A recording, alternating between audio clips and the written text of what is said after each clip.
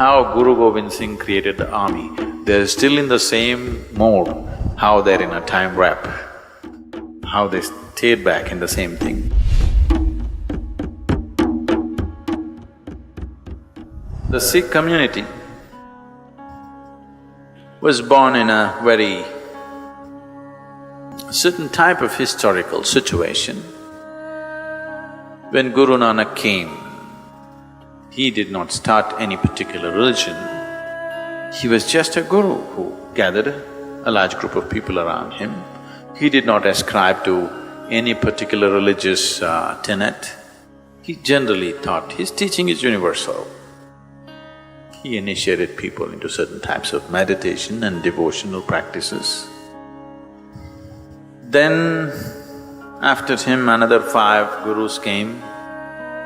The 6th one was compelled to make it into a more integrated group because this particular part of the nation, the Punjab, one half of Punjab is now in Pakistan, one half is here. So Punjab is geographically positioned in such a place that every external invader who came into the subcontinent naturally first hit Punjab. So they forcefully tried to convert people there, and these people stood up and fought. The Khalsa was formed by Guru Gobind Singh. Guru Gobind Singh saw there is no other way, that leaving these people unorganized is not going to make things happen, so he established like a proper religion, simple principles by which they will live and fight. He asked every man, every Sikh man should be a soldier in his own right. Even today, Indian army is full of Sikh soldiers because that martial attitude is so deeply rooted in them. So the soldiers of Guru Gobind Singh, who are known as Nihangs, are still there in the same way. We had the privilege of going there as guests for this particular thing, which was particularly organized for us, where the Nihangs gave a display of their martial skills. They just still live as people lived about what Guru Gobind Singh was 300 years ago. Is that? About 300 years ago, how they were. They're still armed like that, they live like that, they still ride horses and they were displaying all their skills.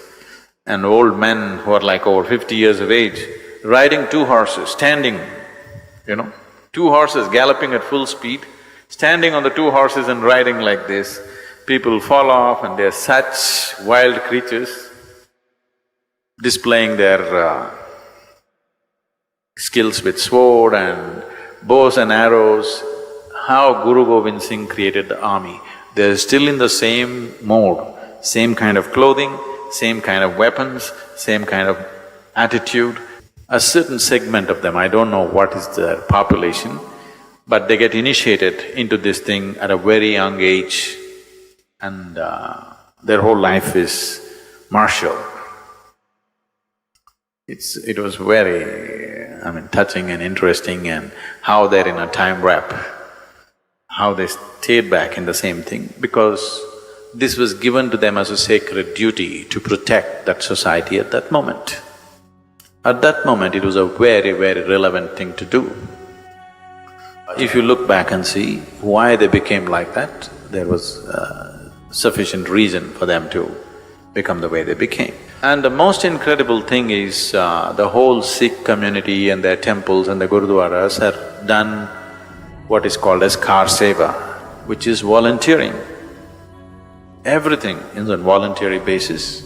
The place is kept, though there are lack of people and so crowded, it is kept like really, really clean. Everything is pick and span.